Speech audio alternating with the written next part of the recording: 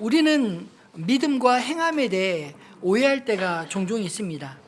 예수를 믿어 구원을 받은 사람들은 행함이 좀 따라주지 않아도 된다, 이런 생각을 갖고 계시지 않으셨나요?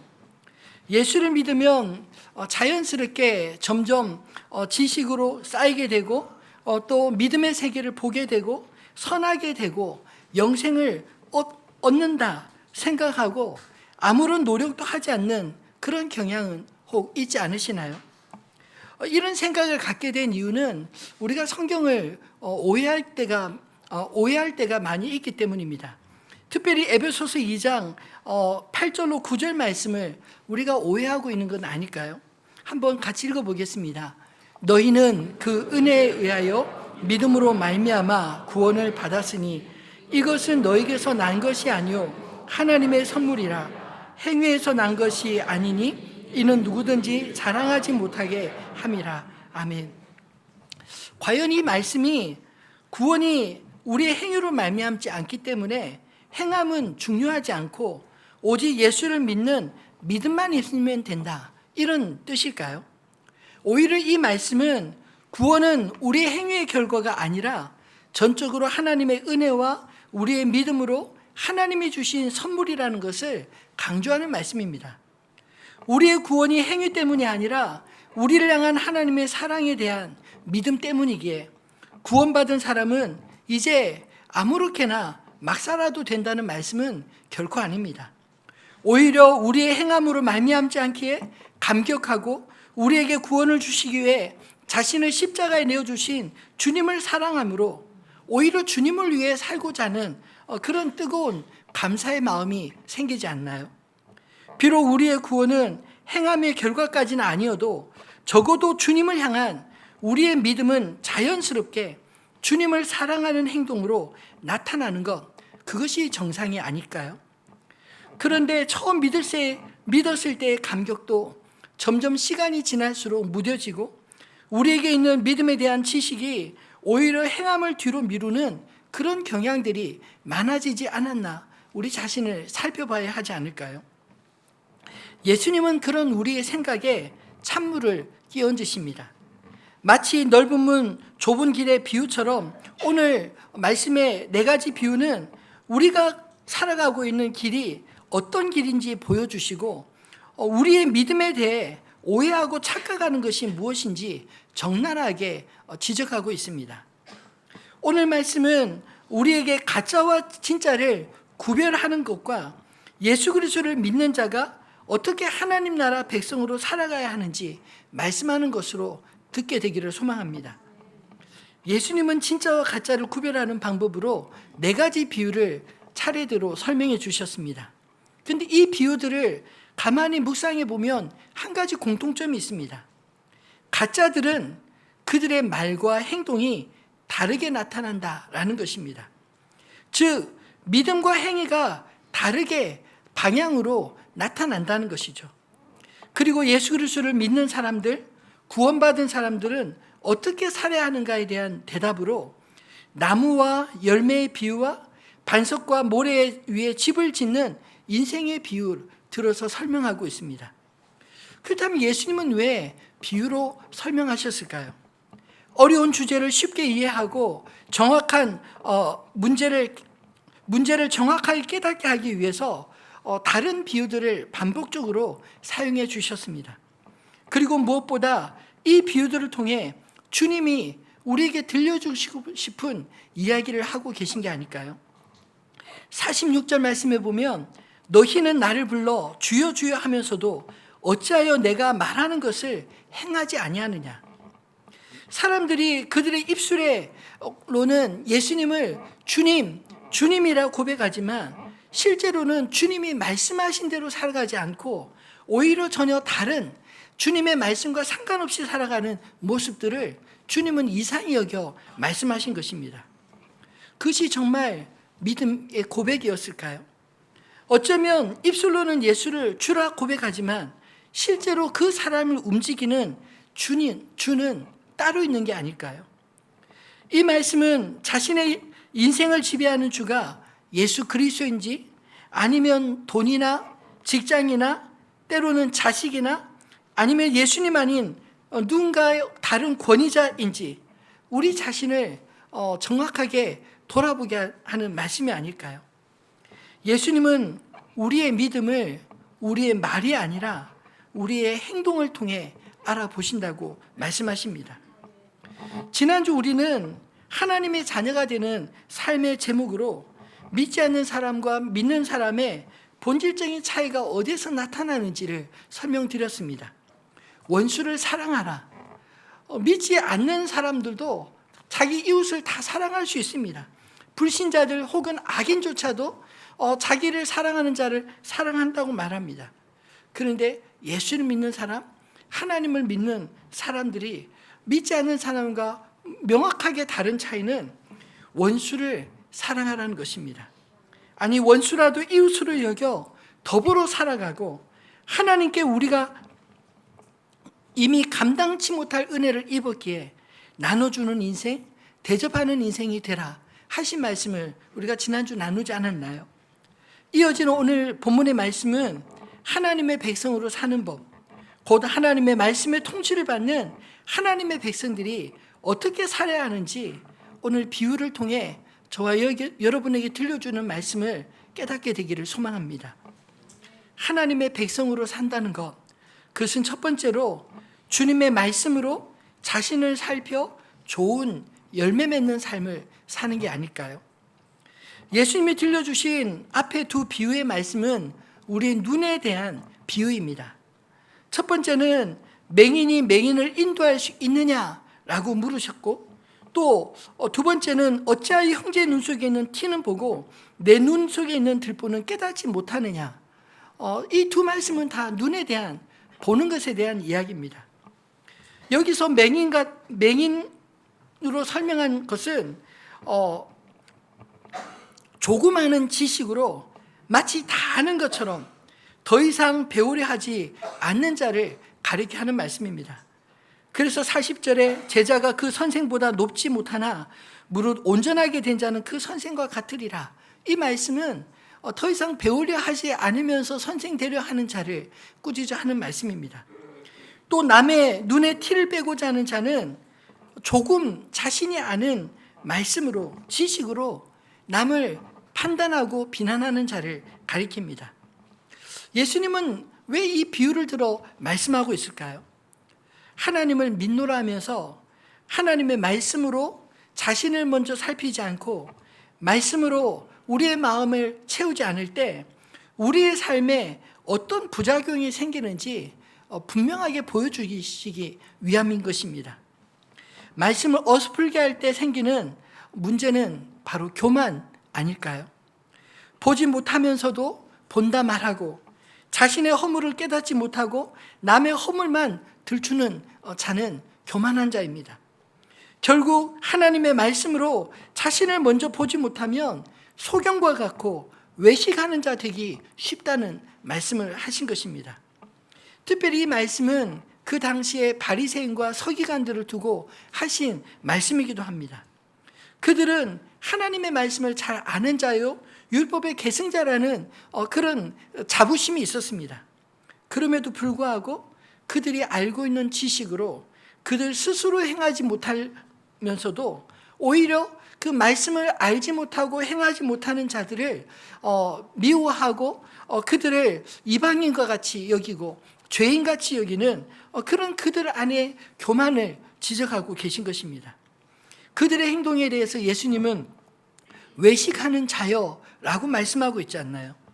이 외식한다는 말은 자신의 상태보다 더 좋게 보이려고 꾸미는 행동을 의미합니다. 모르는데 아는 척, 좋지 않은데 좋은 척, 보이지 않는데 보이는 척, 그렇게 우리도 때로 척척척 그렇게 하며 살아갈 때가 있지 않나요? 차라리 아예 모르면 그냥 모른다 하고 배울 수 있는데 적당히 아는 것으로 자신을 이렇게 포장하려고 하지만 결국은 얼마 가지 못해 들통나게 될 뿐입니다. 화려한 언변과 말씀에 대한 해박한 지식을 자랑해도 그에게 맺히는 열매를 보면 정확하게 그가 지금 어떤 상태인지 알 수 있기 때문입니다. 43절로 44절 말씀을 한번 같이 읽어볼까요? 못된 열매 맺는 좋은 나무가 없고 또 좋은 열매 맺는 못된 나무가 없느니라. 나무는 각각 그 열매로 아나니 가시나무에서 무화과를 또는 찔레에서 포도를 따지 못하느니라. 아멘. 이 열매를 보면 그 나무의 상태와 종류를 알 수 있다라고 말합니다.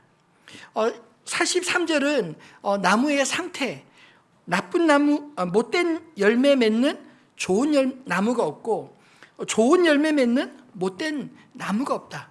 즉 그 열매를 보면 그 나무의 상태가 지금 건강한지 병들었는지 알 수 있다라는 것이죠. 44절은 나무의 종류를 그 열매를 통해 알 수 있다고 말합니다. 가시나무에서 무화과를, 찔레에서 포도를 따지 못한다. 가시나무에서는 탱자를, 그리고 또 포도나무에는 포도를 맺을 뿐이라는 것이죠. 그렇다면 열매는 무엇을 말씀하시는 것일까요? 그의 행동으로 파생되는 결과물들을 가리키지 않겠습니까? 그리고 나무는 열매를 맺는 주체인 그의 믿음을 강조하고 있습니다. 즉 열매, 행함을 보면 그 나무를, 그들의 믿음을 알 수 있다는 것입니다. 무엇을 마음에 쌓고 사는가를 보면 그 열매를 보면 그게 훤히 보인다는 것이죠. 45절에도 선한 사람은 마음에 쌓은 선에서 선을 내고 악한 자는 그 쌓은 악에서 악을 내나니 이는 마음에 가득한 것을 입으로 말함이니라. 결국 우리 인생은 내 마음에 쌓인 것으로 내가 바라보고 말하며 그렇게 행동하고 산다는 것이죠. 그렇다면 우리의 마음에 무엇을 쌓아야 하겠습니까? 오늘 말씀처럼 하나님의 말씀, 주의 말씀이 우리 마음에 쌓이면 우리의 눈을 밝혀주고 우리의 마음을 비춰주고 우리의 마음에 선한 것으로 쌓여질 줄 믿습니다. 그런데 말씀대로 살아가지 않는 사람, 그 말씀을 오히려 이용하는 자로 맹인의 인도자요, 남의 눈에 티를 보는 자요, 못된 열매를 맺는 자이고 모래 위에 무너진 집을 짓는 자가 될 뿐임을 오늘 이 말씀들이 경고하고 있는 게 아닐까요?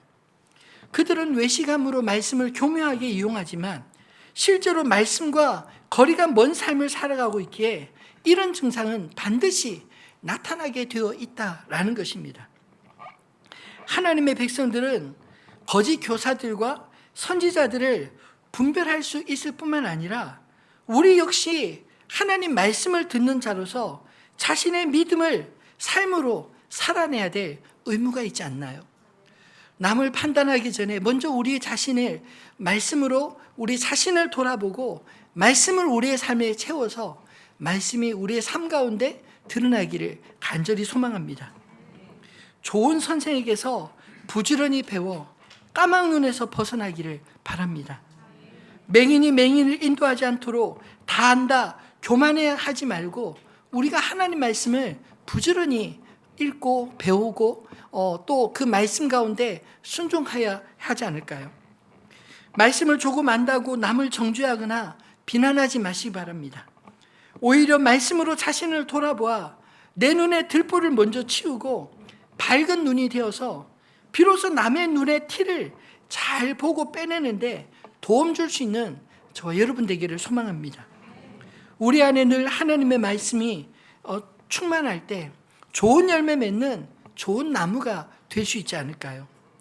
결국 우리 안에 들어오는 것이 좋아야 나가는 것도 좋다는 것입니다. 사실 우리가 내보내는 아웃풋은 우리 마음대로 하기 어렵습니다. 왜냐하면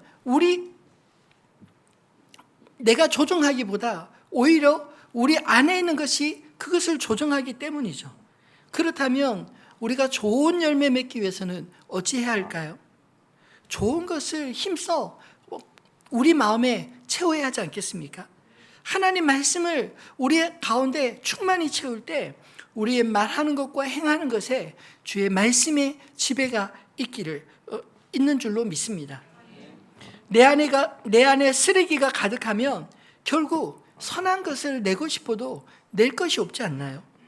하나님의 말씀이 우리 안에 충만히 넘쳐 소망 없는 자에게 소망의 말씀을, 위로가 필요한 자에게 위로한 말씀을, 그리고 무엇보다 하나님 나라를 이루기 위해 반석 위에 무너지지 않는 집을 짓는 하늘빛 우리 교회 모든 성도들 되시기를 주님의 이름으로 축원합니다. 두 번째로 하나님의 백성으로 산다는 것은 주의 말씀하신 대로 온전히 행하여 반석 위에 세워진 삶이 아닐까요? 하나님의 백성들의 정체성은 어디에서 찾을 수 있습니까? 하나님의 통치가 나타나는 곳, 즉 예수님의 말씀대로 살아가는 사람들을 통해 이 땅에 하나님의 나라가 실현되는 것입니다. 그런데 안타깝게도 주님은 주로 신하고 믿는 사람들에게서 하나님의 통치가 실현되지 않는 것을 바라보며 안타까워하고 있지 않나요?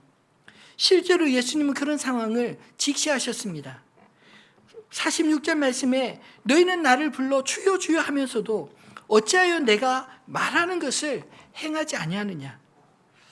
예수님을 주로 부르는 것, 그것은 누구나 할 수 있지만 그러나 그것 때문에 우리의 삶이 바뀌는 것이 아니라 예수님이 하신 말씀, 그 말씀을 나에게 주시는 말씀으로 듣고 그 말씀대로 순종하며 행할 때 그것이 정말 주님을 인정하고 주님을 진심으로 내 인생의 주인으로 모시는 행위가 아닐까요? 예수님은 구약 시대로부터 하나님 백성들의 이중성을 주님은 아셨습니다. 예수를 나의 주로 고백은 하지만 정작 믿는 자들의 삶에서 주님의 말씀대로 살아가는 모습이 보이지 않는다면 그 믿음이 과연 진짜라 말할 수 있을까요? 예수님은 말씀을 듣고 행하는 것이 무엇을 의미하는지 마지막 네 번째 비유를 통해 설명하셨습니다. 47절로 49절 말씀을 다시 읽어보겠습니다. 내게 나와 내 말을 듣고 행하는 자마다 누구와 같은 것을 너에게 보이리라. 집을 짓되 깊이 파고 주추를 반석 위에 놓은 사람과 같으니 큰 물이 나서 탕류가 그 집에 부딪히되 잘 지었기 때문에 능히 요동하지 못하게 하였거니와 듣고 행하지 아니하는 자는 주추 없이 흙 위에 집 지은 사람과 같으니 탕류가 부딪힘에 집이 곧 무너져 파괴됨이 심하니라 하시니라. 아멘. 예수님은 이 비유를 통해 그 말씀을 듣고 있는 모든 자들에게 경고하고 있습니다. 말씀을 듣는다는 것은 앞에서 말하는 것처럼 예수를 향해 주로 고백하는 모두에게 똑같이 하는 말씀이 아닌가요? 그런데 예수님으로부터 말씀을 듣는 무리 중에 결국 두 부류로 갈려지게 될 거라고 말씀하십니다.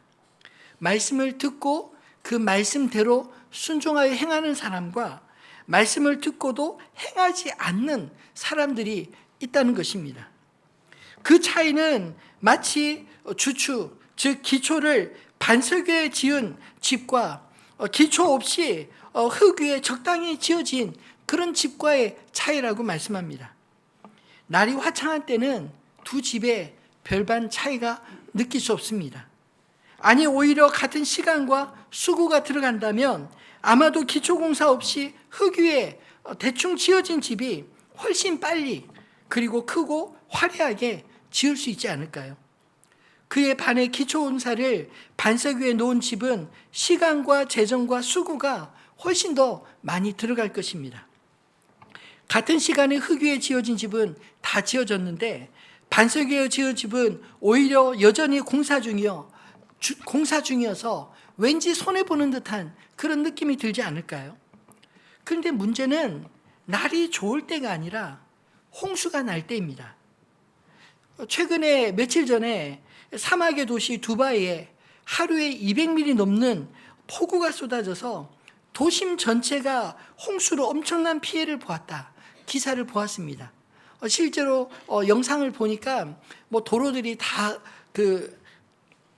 물로 가득 차 있고 차들이 꼼짝 못하고 차들이 물에 침수가 되고 지하철도 물로 다 뒤덮이는, 심지어는 비행기 활주로에 물이 가득 차 있는 그런 모습을 보았습니다. 왜 그런 일이 일어날까요? 사실 이 두바이 사막 지역은 1년 강수량이 100mm 정도밖에 되지 않는다고 합니다. 그래서 도시가 지을 때 그 하수 처리도 그에 맞게 작게 설계되지 않았을까요? 그런데 1년에 강수량이 100mm밖에 되지 않는 곳에 무려 하루에 2년치의 강수량이 한꺼번에 쏟아내릴지 누가 알았겠습니까? 그래서 아무런 대비 없이 도심이 물바다가 된 것입니다. 팔레스타인 기후도 비슷해서 평상시에 비가 많이 내리지 않으니 사람들은 홍수를 생각하지 않고 살아갈지 모릅니다. 근데 문제는 이런 물난리는 사람들이 전혀 예측하지 않는 때 온다는 것이죠. 그래서 준비가 잘 된 집들은 멀쩡하지만 흙 위에 대충 지어진 집은 속수무책으로 무너질 수밖에 없다는 것입니다. 지진도 마찬가지가 아닌가요? 평상시에 지진이 잘 일어나지 않는 지역에서는 지진에 대비하지 않고 집을 짓지 않나요? 근데 예상치 못한 시간에 지진이 나면 그렇게 준비되지 않은 집들은 다 무너져 버리고 말 것입니다. 결국 유비무한 준비가 잘 되어 있는가 그렇지 못한가에 따라 마지막 희비가 결정되지 않나요? 예수님의 비유는 이처럼 현실적인 비유입니다. 사람들이 간과한 것들을 주님은 비유를 통해 지적하고 있습니다. 우리의 실생활 속에서 주님은 우리의 믿음을 돌아보게 하신 것입니다.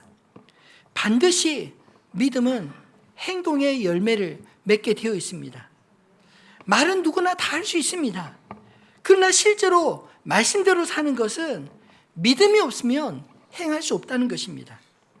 예수를 진짜 주님으로 고백한다면 어떻게 주님의 말씀을 우리가 무시할 수 있을까요? 그것은 마치 환자가 의사의 처방을 받고도 무시하여 먹으라는 약도 먹지 않고 먹지 말라는 환자에게 안 좋은 것을 먹는 것과 무엇이 다릅니까? 믿음은 결코 막연한 것이 아니라 실제되는 행동으로 드러나게 됩니다. 적어도 말씀하신 분에 대한 최소한의 예의나 존중이 있다면 그 말에 귀를 기울이고 그렇게 말씀하는 분의 의도에 따라 행동을 해보아야 하지 않을까요? 하나님의 백성들은 그리스도 예수를 주로 고백하는 사람들입니다. 그 믿음의 기초 위에 하나님의 나라가 세워지는 것입니다. 예수님의 비유는 무너지지 않는 집을 우리에게 짓도록 초청하시는 말씀이 아닌가요? 기초공사가 중요하다는 것 모르는 사람이 없습니다. 그런데 왜 실제로 공사할 때는 무시될 때가 많을까요? 문제는 그렇게 하기에 많은 비용과 투자가 돼야 하기 때문입니다. 현대적 용어로 풀었으면 공사하려는데 견적이 많이 나오고 기간도 길어진다는 것입니다. 같은 비용으로 공사한다면 기초공사비에 들어가는 예산이 많아서 그만큼 공사를 규모도 축소될 수 있다는 것을 의미하지 않나요? 그런 모든 상황들을 살펴서 결정해야 하는 것입니다.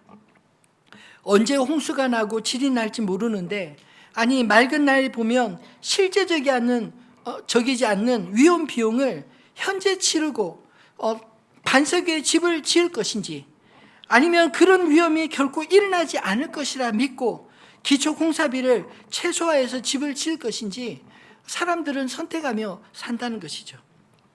여러분, 진리는 조금 불편할지 몰라도 영원히 무너지지 않음을 믿고 믿음의 행동에 투자하시기를 바랍니다. 주님의 말씀은 그대로 지키고 살아가기가 쉽지 않을지 모르지만 그 말씀은 영원히 무너지지 않을 반석 위에 기초를 둔 인생으로 살게 하는 것입니다.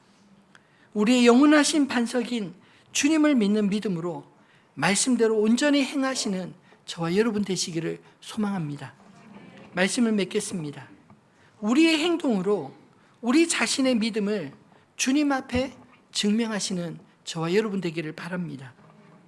예수님의 비유의 말씀은 진짜와 가짜를 구별하는 지혜뿐 아니라 주님의 말씀을 받은 우리가 진짜로 무너지지 않을 인생이 되도록 권면하시는 말씀입니다. 예수를 주로 신하고 믿는다 할지라도 그 믿음은 행함을 통해 드러날 수밖에 없기 때문이죠. 아무리 입술로 예수를 주로 신하고 고백한다 할지라도 결국 자신의 삶이 예수님이 내 인생의 주인인지 아니면 다른 것이 내 인생의 주인인지 분명하게 열매를 통해 보여질 것입니다. 그런 의미에서 앞에 세 개의 비유와 마지막 집을 짓는 비유는 같은 맥락의 이야기 아닐까요? 맹인된 자, 형제를 판단하는 자, 나쁜 열매를 맺는 자의 공통점은 그들의 말과 그들의 삶이 다른 것입니다. 맹인된 자는 자신도 보지 못하면서 보는 것처럼 보지 못하는 자들을 속여서 이끌어가고, 형제의 눈 속을 티를 보는 자 역시 자신의 눈에 들보는 보지 못하면서 형제 눈에 티를 빼겠다고 고집을 피웁니다.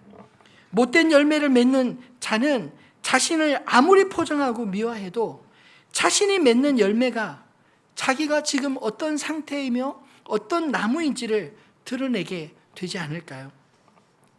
예수님은 말과 행동이 다른 거짓 교사들을 향해 경고하십니다. 그들 역시 예수와 상관없는 인생이 아니라 동일하게 예수를 주라 부르는 자들이지만 실제로는 예수님의 말씀대로 행하지 않는 사람들입니다. 그들은 주님 보시기에 맹인과 같고 남의 눈에 티를 보는 자요, 못된 열매를 맺는 자요, 결국 무너질 모래 위에 집을 짓는 인생입니다. 그러므로 이 말씀은 믿음의 길을 찾지 못하는 자들에게 주님이 주시는 경고와 동시에 그 길을 밝히 보여주시는 게 말씀이 아닐까요? 보이는 자, 자신을 말씀을 통해 들여보는 자, 좋은 열매를 맺을 수밖에 없고 무너지지 않을 반석 위에 집을 짓는 자일 것입니다. 그들은 주님을 온전히 신뢰함으로 주님의 말씀을 따라 살았기 때문입니다.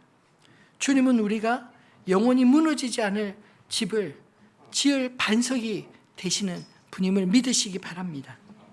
열매로 그 나무를 알듯 행함으로 우리의 믿음을 주님 앞에 증명하시기를 바랍니다.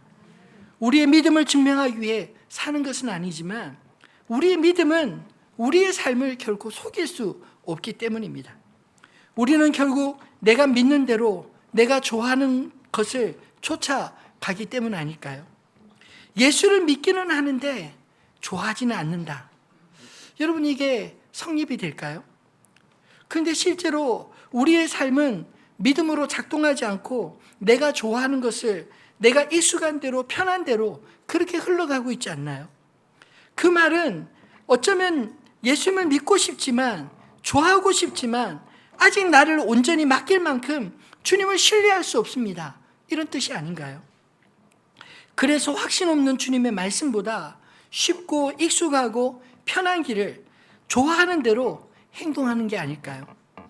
그런데 문제는 그런 삶은 우리도 느끼지만 언젠가 무너질지 모르는 것입니다. 예수를 주로 믿을 뿐만 아니라 사랑하시는 저와 여러분 되기를 소망합니다. 좋아하지 않는 것은 어떻게 보면 사랑하지 않기 때문 아닐까요? 예수님은 우리에게 사랑을 가르치셨습니다. 예수님이 십자가를 지신 것은 우리를 사랑하신 것을 온전히 보여주신 증명이 아닌가요? 그래서 주님은 우리에게 그저 복종만을 요구하신 것이 아니라 주님을 사랑하는 마음으로 순종하기를 요구하십니다. 마치 믿음은 우리의 마음의 핸들과 같지 않을까요? 내가 안전하다고 생각하는 대로, 내가 믿는 대로, 내가 가고 싶은 대로 내 인생의 핸들을 틀지 않나요? 그 인생의 핸들을 지금 내가 쥐고 있습니까? 아니면 주님께 맡기고 계신가요? 말씀을 준비하는데 문득 옛날에 본, 여러분들도 아마 다 보셨을 만한 그림이 떠올랐습니다. 한번 띄워주시겠어요? 예, 항해하는 그림인데 그 핸들을 잡고 있고 주님이 그 길을 제시하고 함께 인도해 주지 않나요? 여러분, 이 그림처럼 우리가 비록 우리 인생의 핸들을 잡고 있다 할지라도 주님의 말씀이 우리 귀에 들린다면, 우리의 마음에 울린다면 주님이 지시하시는 길로 우리가 행하게 될 줄 믿으시기 바랍니다. 혼탁한 세상에서 여전히 우리가 가야 할 길은 변함없는 진리의 말씀을 따라 주님을 따르는 길이 우리가 살고 또 이 세상을 살리는 길임을 믿고 그 길로 담대하게 걸어갈 수 있는 저 여러분 되시기를 우리 주님의 이름으로 축원합니다.